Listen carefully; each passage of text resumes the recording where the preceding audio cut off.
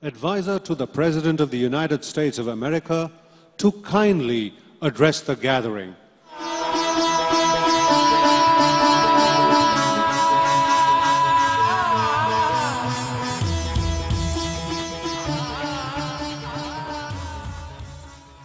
Hello, everyone. Thank you for all being here and for the incredibly warm welcome. On behalf of the United States and the 150 other countries represented in this room, thank you for hosting the Global Entrepreneurship Summit here in Hyderabad, a city that is quickly emerging as the innovation hub of India. And thank you, Prime Minister Modi, for joining us here today, and for all that you are doing to build India as a thriving economy, a beacon of democracy, and a symbol of hope to the world. What you are achieving here is truly extraordinary. From your childhood selling tea to your election as India's Prime Minister, you've proven that transformational change is possible.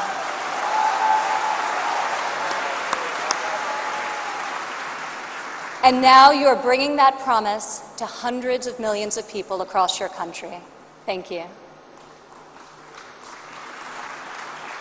To the people of India, I want to congratulate you as you celebrate the 70th anniversary of your independence. You are celebrating it as the world's largest democracies and one of the fastest growing economies on earth.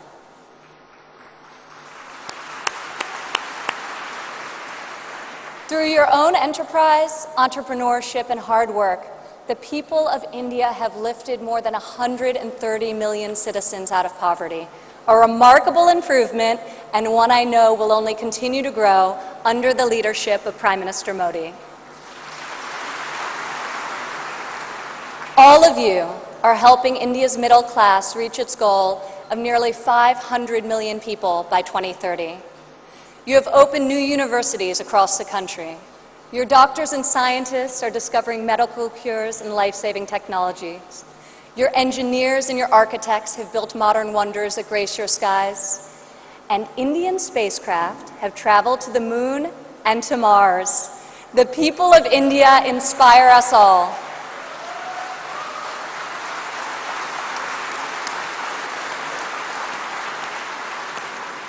This is the first time India has hosted the Global Entrepreneurship Summit.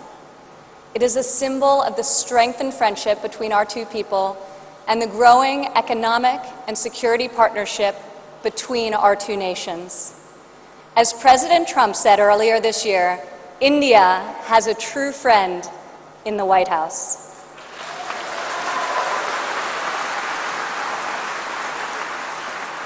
I would like to thank the State Department for co-hosting this incredible gathering.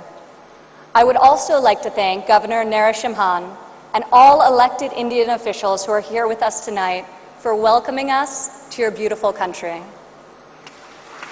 Thank you. It's incredible to be in this ancient city brimming with transformative technology. Now, your tech centers may even outshine your world-famous biryani. Maybe. CEOs like Microsoft's Satya Nadella went to school right here in Hyderabad.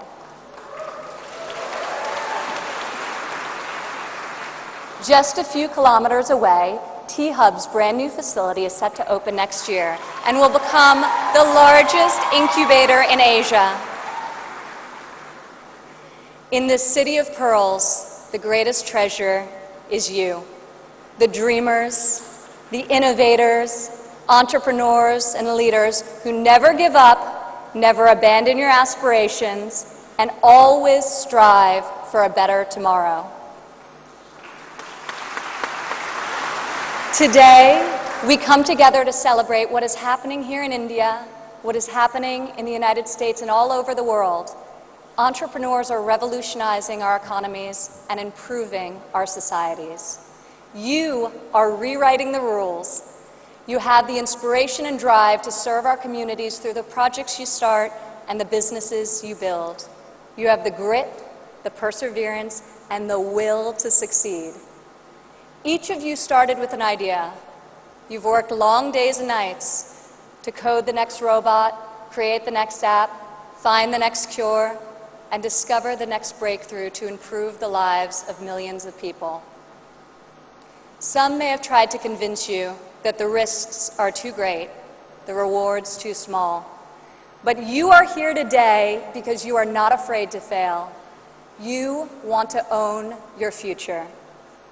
So I want to congratulate you on all that you have already accomplished.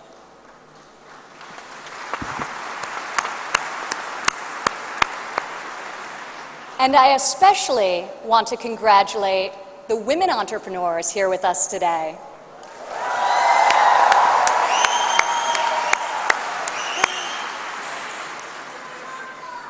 Thank you. This year's summit is focused on a theme that is key to our future: women first, prosperity for all. I'm proud to say that for the first time ever, women make up the majority of the 1,500 entrepreneurs selected to attend this summit. I see all of you out there. Only when women are empowered to thrive will our families, our economies, and our societies reach their fullest potential.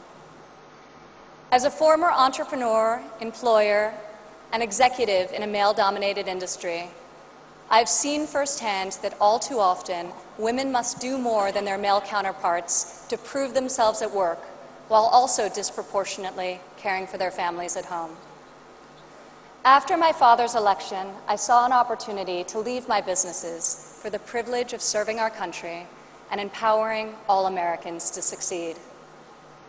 Our administration is advancing policies that enable women to pursue their careers and care for their families, policies that improve workforce development and skills training, and policies that lift government barriers and fuel entrepreneurship so that Americans can turn their dreams into their incredible legacies. In the last decade, women have made remarkable strides in starting new businesses. Globally, between 2014 and 2016, entrepreneurship activity amongst women has increased by 10%. In the United States, within the last decade, the number of women-owned firms has grown by 45%. Even more promising, minority women have started nearly 8 in 10 new woman-owned businesses.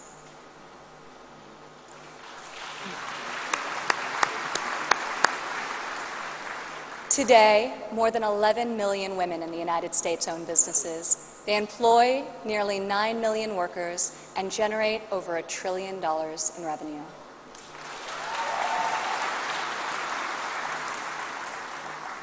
Many women become entrepreneurs and job creators out of necessity. Some weren't given the flexibility they needed at work to care for their families. Others lacked professional sponsors or weren't given a fair shot at a promotion. Instead, women, like the many here today, are charting their own courses and achieving incredible feats. Fueling the growth of women-led businesses isn't simply good for society, it's good for our economy. One study estimates that closing the gender entrepreneurship gap worldwide could grow our global GDP by as much as 2%. The woman in this room can lead the way in closing that gap and ushering in a new era of greater prosperity.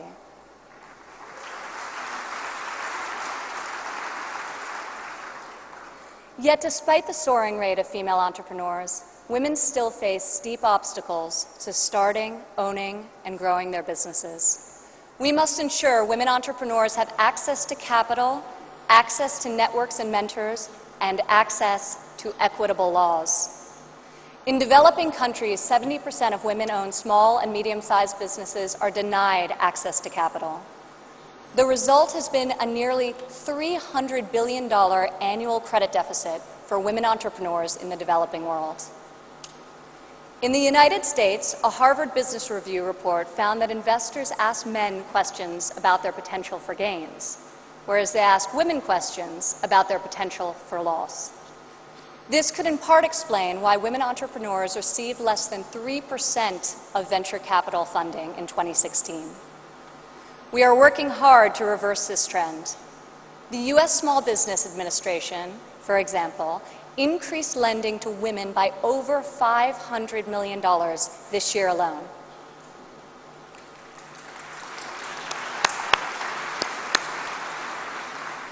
When it comes to networks and mentorship, roughly half of women in the United States say they have difficulty finding a mentor. Yet mentorship is critical to success, as each of you knows. Entrepreneurs need professional guidance to help them start and grow their business.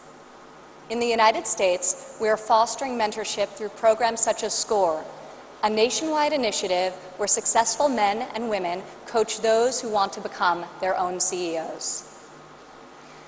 And when it comes to equitable laws, while many developed and developing countries have made tremendous strides, there is still much work to be done. In some countries, women are not allowed to own property, travel freely, or work without the consent of their husbands. In even more countries, the cultural and family pressure is so great that women do not feel the freedom to work outside of the home. Our administration is striving to promote greater opportunity for women around the world, both through our domestic reforms and our international initiatives. This summer at the G20 conference, the United States was a founding member of a bold new initiative with the World Bank, the Women Entrepreneur Finance Initiative, also known as WEFI.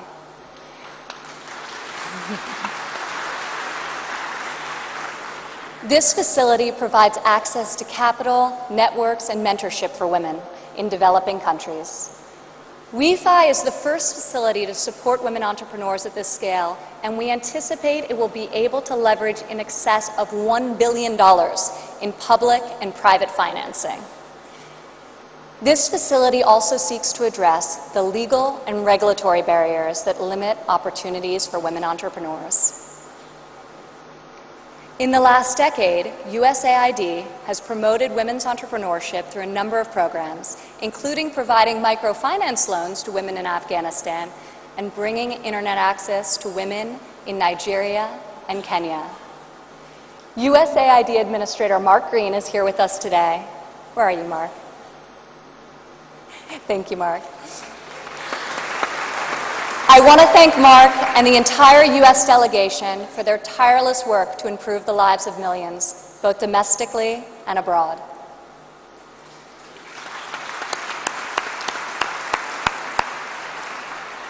Further, as each and every one of you can attest, this summit is yet another powerful example of a U.S. initiative that connects entrepreneurs around the world with investors who believe in your mission and will champion your success. I want to thank the U.S. business leaders who have traveled all the way to Hyderabad for this inspiring event. I also want to congratulate the more than 350 American entrepreneurs who were selected to be with us here today to represent America's brightest talent.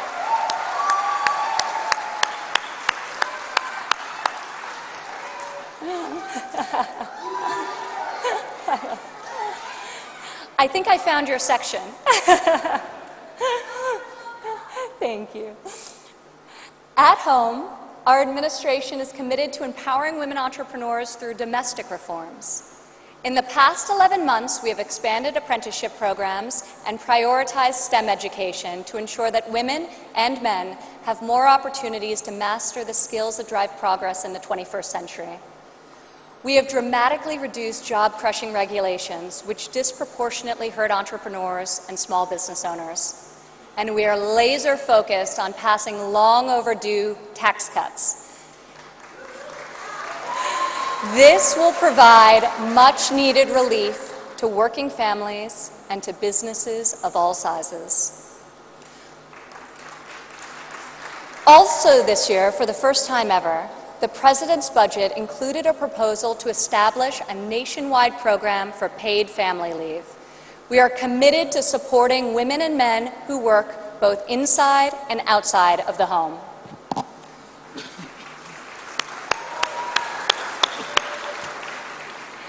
When women work, it creates a unique multiplier effect. Women are more likely than men to hire other women, to give them access to capital, mentorship, and networks. Women are also more likely to reinvest their income back into their families and their communities.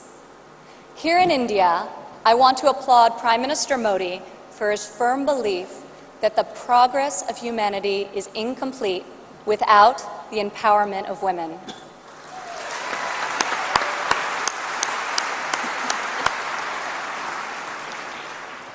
Just consider, if India closes the labor force gender gap by half, your economy could grow by over $150 billion in the next 3 years.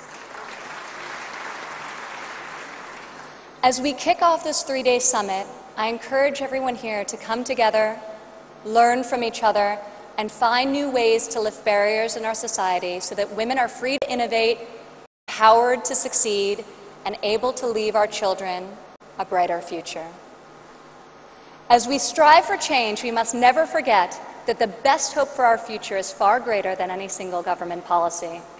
The source of our success is found in the spirit, the drive, and the talent of our people. Here with us today from San Francisco is Dara Dotz. Dara spent over a decade working in underserved communities around the world. She witnessed firsthand that many times people need very simple items: a bucket for carrying water, a splint to treat an injury, a part to fix a generator. Dara co-founded Field Ready to provide life-saving supplies through 3D printing. Today, Dara's company responds to disasters all over the world and delivers humanitarian aid with cutting-edge technology. Through her innovative solutions, Dara is saving lives and bringing hope to thousands of communities. Thank you, Dara. Please stand up, Dara.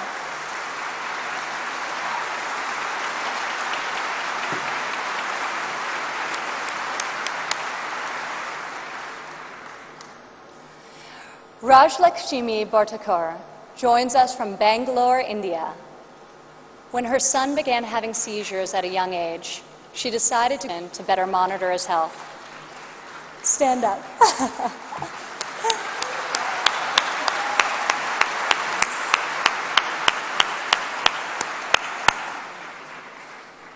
She invented a smart glove that predicts, manages, and detects different diseases and disorders using artificial intelligence. Now her company, Terra Blue, aims to make specialty healthcare accessible in even the most remote places in India. Rajlakshmi, your courage and determination is truly remarkable. Congratulations. Thank you.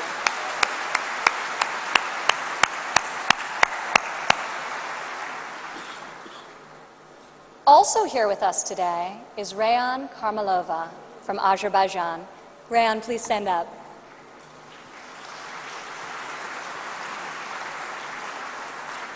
You all won't believe this, but Rayan is just 15 years old.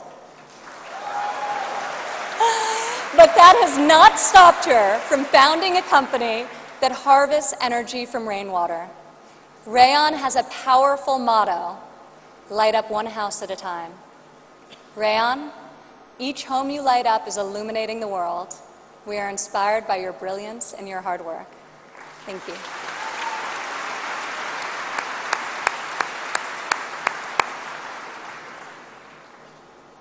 These women represent the vision, the ambition, the grit of every entrepreneur here today.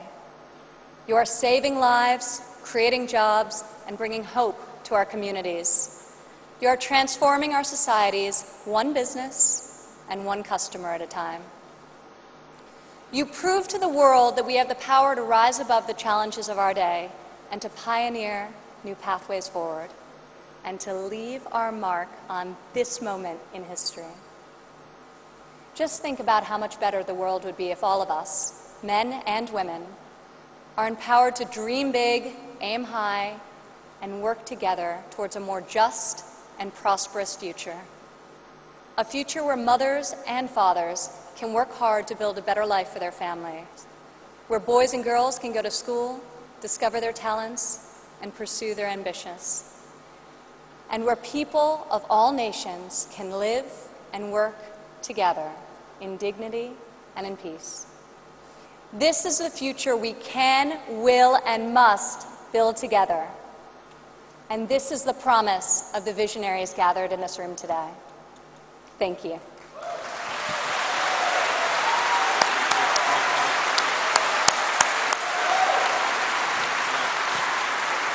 Thank you, Ms. Ivanka Trump.